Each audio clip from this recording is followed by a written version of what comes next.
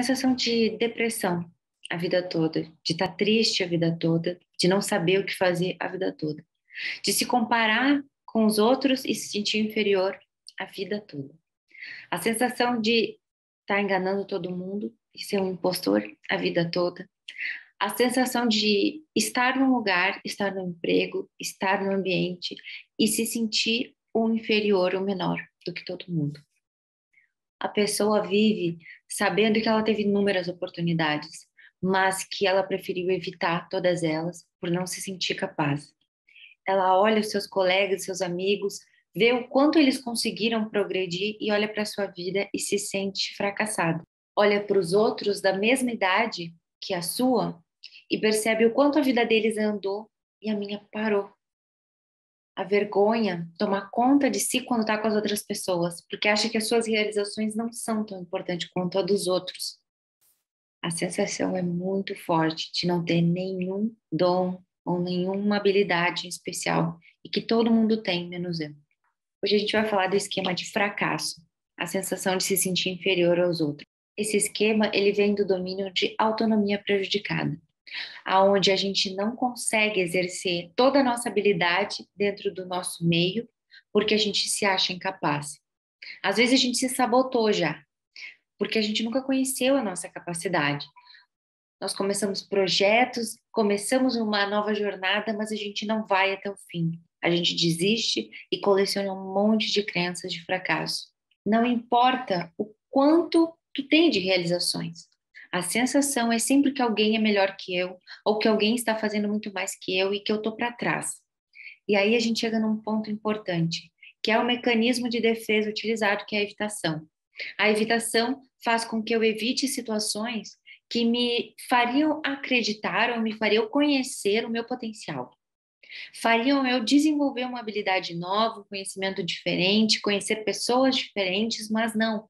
Eu evito situações, a gente usa o chamado protetor desligado, e eu evito essas situações e eu acabo nunca conhecendo o meu potencial. Eu não cresço, eu paro na minha vida, eu paro na minha jornada. É aquela pessoa que para no tempo. Mas ela para no tempo não por opção, mas por crença de incapacidade. Às vezes as oportunidades estão ali do lado dela. As oportunidades aparecem, mas ela não quer, porque ela se acha incapaz. Gente, já peço que tu deixe o teu like aqui nesse vídeo, que eu tenho certeza que esse vídeo vai ajudar muita gente. Esse esquema, ele é um dos que mais aparecem em sessão. As pessoas não conseguem mais conhecer a sua personalidade, elas se sentem despreparadas, desqualificadas no mundo de hoje, sendo que às vezes ela precisa de uma reestruturação cognitiva, entender que as crenças dela estão limitando a capacidade dela, e esse vídeo pode ser extremamente importante. Então deixa o teu like, te inscreve no canal e vamos seguir em frente. Nesse vídeo a gente vai entender profundamente esse esquema, a origem dele na minha família, e a gente vai ter algumas dicas no final. Já quero te deixar preparado, porque no próximo vídeo a gente vai falar das formas como a gente se sabota, e não é nem nos relacionamentos, como a gente vem falando nos outros vídeos dentro dessa playlist, mas é na nossa vida mesmo, na nossa carreira, na nossa confiança, na nossa autoestima. Bom, então vamos continuar falando que a forma como a gente se protege das situações é nos tornar incapazes de conseguir desenvolver uma habilidade nova. A gente não consegue descobrir nosso potencial, como a gente tinha falado, e vai achando que a gente fracassa em tudo que a gente faz. Por onde tu acha que começou tudo isso? A gente pode partir de uma ideia de que talvez eu nunca recebi uma orientação, pode ser que eu não fui treinado ou ninguém me ensinou a fazer isso, pode ser que os meus pais me super protegeram e eu não consegui conhecer o meu potencial porque eu nunca comecei a fazer alguma coisa. Quero trazer um exemplo meu de vida, que hoje em dia eu faço academia com uma pessoa me ajudando, uma personal. E é uma academia diferente da que eu faço. E por ela me ajudar sempre, às vezes eu não sei nem que andar eu tô na academia, eu juro pra vocês. Outro exemplo legal é que eu sempre faço o café da manhã meu, do meu namorado e eu faço uma panqueca de banana para nós. E hoje ele foi fazer a panqueca e eu não fiz para ele. E ele foi fazer e esqueceu a banana, e esqueceu de botar sal, esqueceu de botar açúcar, esqueceu de botar tudo. Só fez o ovo ali. E foi bem engraçado, né? Porque eu me lembrei direto desse esquema, porque eu já estava pensando em fazer esse vídeo, né? Já estava no roteiro. Mas pensando o quanto alguém fazer algo por nós, por mais que a pessoa faça de boa vontade, nos limita e nos deixa incapazes de conhecer o nosso potencial. Porque às vezes não é nem, eu não sei fazer. Mas se eu tivesse experienciado já isso, eu saberia fazer. Por isso que às vezes é importante a gente se jogar de cabeça em experiências, nem que seja para a gente adquirir repertório. Quando a gente fala em terapia, psicologia, ou a nossa própria vida, às vezes várias limitações que a gente tem é por ter um repertório de experiências muito escasso. E a gente precisa ampliar esse território. Eu sempre digo, gente, se joga de cabeça nas experiências, em convites, em coisas diferentes para tu aprender. A gente nunca sabe o aprendizado que está ali por trás ou as conexões que a gente vai fazer. Então, partindo dessa ideia, pode ser que os meus pais me super protegeram, fizeram tudo para mim e eu criei essa limitação. Pode ser que os meus pais negligenciaram total os meus estudos ou os meus afazeres, o meu futuro, e eu não tive orientação. Eu não tive ninguém que me ensinasse a ter um plano de estudo, ou alguém que me guiasse para algum plano futuro da minha própria vida. Eu não recebi nenhum afeto referente a isso, alguém que foi ali e disse que eu cuidar de mim mesma era importante. Não recebi essa orientação. E aí a gente fica perdidos no mundo. Pode ser também que isso tenha te acontecido, isso faz parte de uma das origens. E vamos falar desse sentimento de se sentir inferior também, que a gente vai entender bastante de origem. Pode ser também que um dos teus pais tenha sido extremamente crítico com você.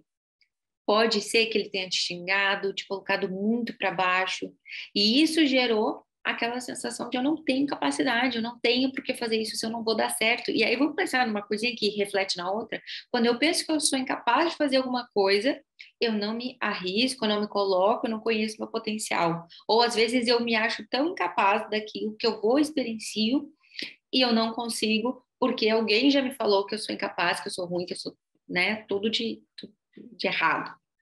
Então, isso vai gerando essas nossas crenças de incapacidade, de fracasso e tudo mais. Pode ser que um dos teus pais ou os teus pais são pessoas extremamente de sucesso. São pessoas que têm um alto padrão de desenvolvimento e tu achou que tu não quer chegar aos pés deles e tu nem quis tentar. Tu vê eles como muito acima e tu não consegue achar que tu um dia pode chegar nesse nível. Isso gera uma resistência de se expor às experiências. E eu vou falar uma coisa aqui que pode chocar alguns, mas é muito comum. Um dos pais ter uma competição com o filho e o filho, por amor, não reage e vai aceitando tudo. O pai, por mais que ele cobre o bom desempenho do filho, quando o filho vai bem, aquilo atinge o narcisismo, atinge ele internamente e o pai deprecia ele em várias outras situações. Ou tem alguns comentários, tipo, não fez mais que obrigação, ou que o pai é muito melhor, né? A tua idade, ou fazer muito mais coisas. Então, a pessoa nunca se apropria da sua capacidade. E isso vai gerando o quê? Uma falta de reforço de tu te expor e também de tu se achar bom naquilo. E às vezes não é tão exposto, mas é algo velado, aonde a criança ou a pessoa, ela entende que para o pai ou para a mãe é muito importante ele se sentir muito, muito bem sucedido. E que tu colocar o teu sucesso ali não cabe, não cabe, não vai fazer bem ou vai ser rechaçado. E aí a pessoa vai guardando para si e ela não se apropria das coisas boas que ela faz, das capacidades que ela tem. O que é interessante fazer nesses cenários é a gente se afastar um pouco. Não se afastar, vou sair de casa, mas se afastar de alguns julgamentos. Às vezes a pessoa tem a, a opinião do seu pai ou da sua mãe como algo muito valioso nesse quesito. Mas a gente pode se afastar disso e não precisar tanto da opinião e dessas pessoas e procurar as pessoas do teu nicho ou do que tu quiser fazer, do lugar onde tu estiver instalado, da habilidade onde tu quer desenvolver, tu procurar os pares dessa habilidade. Não os meus pais cuidadores. Não que a opinião deles não seja importante, mas talvez esse contexto não seja uma boa referência. Uma das coisas que às vezes é difícil de tocar nesse assunto, né? São os limites que os pais às vezes podem não dar.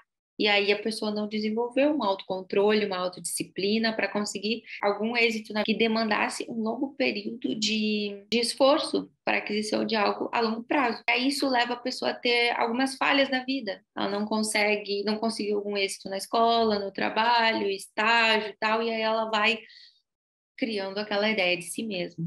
Então, gente, o que a gente pode fazer em referente a isso? Orientações. Primeiro, a gente já falou que um dos mecanismos de defesa mais utilizado é a gente evitar, é um protetor desligado, aonde eu evito situações e eu não descubro meu potencial. Espero que isso tenha ficado muito claro na nossa cabeça. E agora, o que a gente precisa fazer? Primeiro de tudo, é buscar situações onde eu fiz isso comigo. Eu preciso reviver a minha história, reviver, puxar a minha história e ver, olha essa situação, realmente eu tive uma dificuldade, eu parei. Por exemplo, eu vou contar uma história minha. Eu tocava teclado quando era criança e teve uma apresentação que eu errei nessa apresentação e foi bem difícil assim para mim, porque eu errei e a música e saí correndo, fui embora. E daí isso fez com que eu parasse de tocar e fazer aulas. Então, hoje eu retomei isso com muita dificuldade, porém eu parei no tempo, na primeira dificuldade. E se eu tivesse continuado? Essa é a pergunta que eu faço para você. Como é que seriam as tuas crenças sobre ti mesmo se esses projetos que a gente estava relembrando, se eu tivesse continuado, se eu tivesse me esforçado, se eu não tivesse desistido, se eu tivesse encarado, ido até o final, será que eu não teria descoberto algo em mim muito maior do que eu conheço hoje? Será que eu não teria crenças a meu respeito muito diferentes? Provavelmente o teu olhar por ti mesmo pode estar bem distorcido. Tu pode estar te olhando de uma forma construída com base nas tuas desistências, não na tua falta de capacidade, mas nas tuas desistências. Vamos lembrar que quando a gente é criança ou quando a gente é jovem, a gente não tem tantas ferramentas para conseguir fazer alguma coisa. Vamos supor, a gente tem uma forma de estudar, às vezes ninguém nos ensinou uma forma de estudar, a gente está no colégio e tal, mas ninguém nos ensina uma metodologia que funcione para ti. Então, tu não desenvolveu isso. Mas hoje em dia a gente tem muitos recursos. Tu pode procurar por ti mesmo e achar o teu modo de estudar. E não precisa ser o de todo mundo. Tu pode procurar várias referências e testar e achar o teu jeito de estudar. Eu, por exemplo, já desenvolvi muitos jeitos de estudar e eu tenho cantos da minha casa que eu gosto de estudar coisas específicas. Por exemplo, eu gosto de acordar muito cedo e estudar na minha cama com as luzes desligadas no meu celular e eu vou fazendo alguns esquemas, alguns mapas mentais durante esse momento, que eu acho que ninguém está acordado nesse horário, eu não tenho distrações, eu fico focada, eu fico com a luz dos meus olhos fica só ali e eu não tenho nenhuma distração, nenhum barulho. Mas já por muito tempo eu já fiz na minha escrivaninha, acordando cedo também, e para mim funcionava. Eu já ouvi gente que funciona também estar num quarto sem nenhum estímulo, virado para uma parede, sem nada na volta, com uma luminária focando. Já vi inúmeras pessoas me contarem estilos diferentes de estudar. Para mim, funciona marcando e fazendo anotações no livro, relembrando, contando para alguém. Óbvio que tem mecanismos onde te ajudam mais. Por exemplo, tem estudos comprovados cientificamente que tu aprender um conteúdo, leu e relembrar ele, por exemplo, aprendi um conteúdo de um livro, li um capítulo, eu fecho ele e eu tento lembrar na minha memória. E o que eu não lembro, as lacunas que eu gerei na minha cabeça, tentando reproduzir essa história de uma forma até falada, fica melhor. A gente vai no livro novamente e busca aquilo. E aí eu vou realmente absorvendo aquilo. Tem pessoas que gostam de uma forma mais ativa, de ir fazendo resumos, de ir marcando, mas enfim, tu pode encontrar o teu jeito. A gente está falando de estudo, pode ser de trabalho, né? Ou de exercício, do teu exercício. Ah, eu não gosto de academia, mas eu gosto de esporte, eu gosto de corrida, eu gosto de fazer outro tipo de coisa, crossfit. Tu pode desenvolver nesse momento da tua vida outras formas de fazer aquilo dar certo.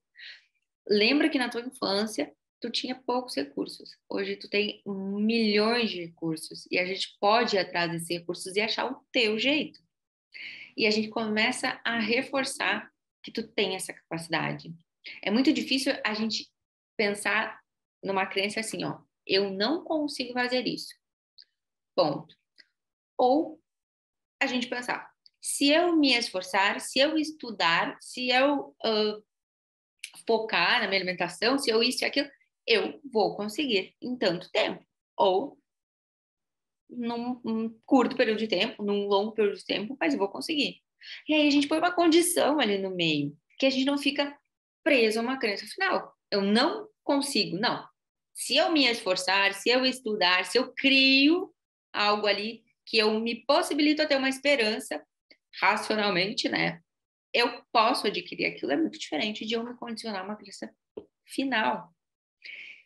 Então vamos relembrar que eu entender que esses meus momentos de desistência foi eu evitando de conhecer o meu potencial e que me gerou essa sensação de que eu não tenho essa capacidade.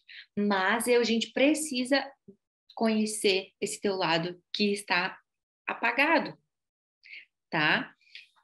Muitas pessoas que têm esse esquema, elas podem ter tido algum problema, por exemplo, a pessoa tinha alguma dificuldade de aprendizado. Geralmente quem tem TDAH tem também uma dislexia, um déficit no aprendizado, pode ter gerado isso, porque a sensação de os outros estarem na minha frente, de eu não conseguir acompanhar as pessoas, as notas mais baixas por algum motivo, né? Então, a gente ter esse olhar da história ou de algum diagnóstico é importante, porque pode ser que tu tenha criado esse estigma a teu respeito e seja um problema com um buraco mais embaixo.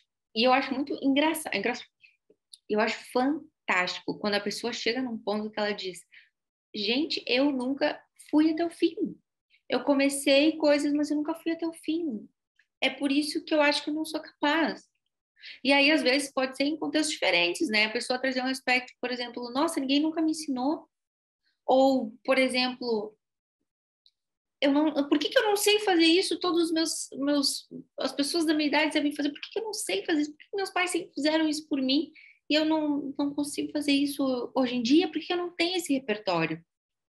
E não é para te achar a vítima, mas para tu ver que existe coisas para tu descobrir e entender que isso faz parte do teu autodesenvolvimento, da tua autonomia, que tu não é essas crenças, mas que aconteceram coisas contigo que fizeram tu ter um repertório pequeno das coisas. E a gente precisa aumentar esse repertório. Como se faz? Como se faz as coisas. Tá, gente? Um beijo. E finalizamos esse vídeo. Já quero te deixar com a orientação de que no próximo vídeo a gente vai falar das sabotagens desse esquema e mais dicas de como a gente vira essa engrenagem, de como a gente muda a nossa história. Já te lembrando que esse vídeo faz parte de uma playlist que é curso de terapia de esquemas mentais, aonde a gente começa gradualmente o conhecimento e vai ser muito importante para ti fazer esse alinhamento, porque a gente usa termos aqui que às vezes tu olhando do lado vai se tornar muito acessível para ti, tá bom? Um beijão e até o próximo vídeo. Tchau!